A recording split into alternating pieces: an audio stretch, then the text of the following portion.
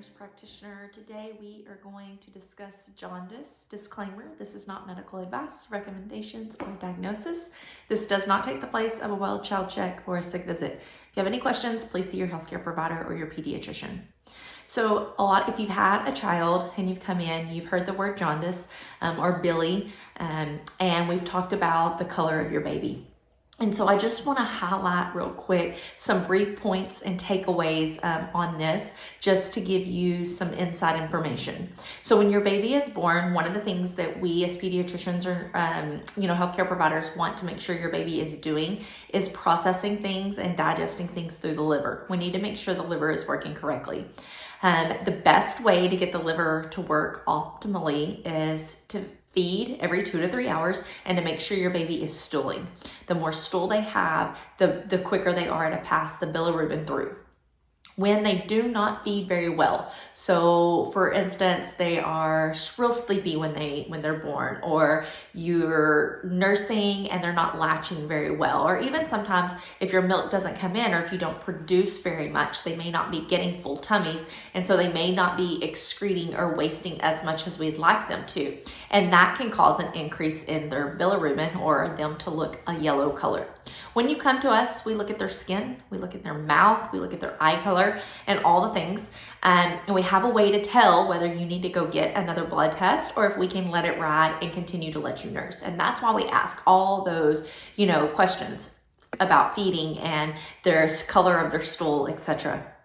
One thing that does sometimes happen is the mom-baby cycle sometimes needs to be broken. And so you'll hear us say you need to supplement for the next 2 to 3 days. And what that consists of is when your baby has been in your belly for, 9+ months, and so they have that maternal circulation of blood and all they know is mom, and then you nurse, and so all they know is mom, and their liver doesn't get to digest or process anything else.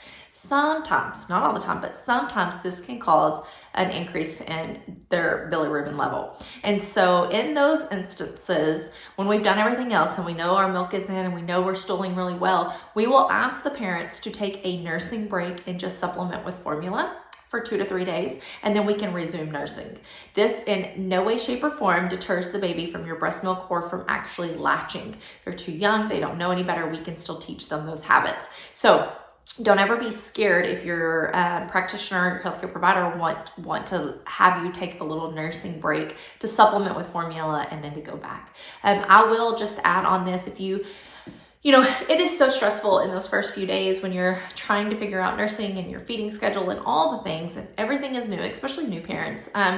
And so it can be scary, right? We want to make sure we're not starving our baby. We want to make sure that they're stooling right. We don't want them to start turning from pink to yellow.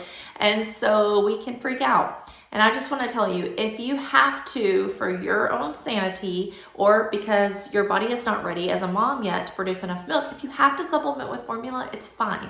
It's just fine. A fed baby, a pooping baby is a happy baby and a happy healthcare provider.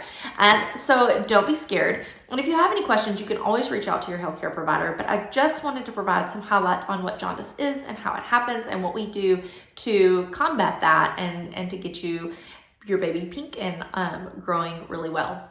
You'll have a great day.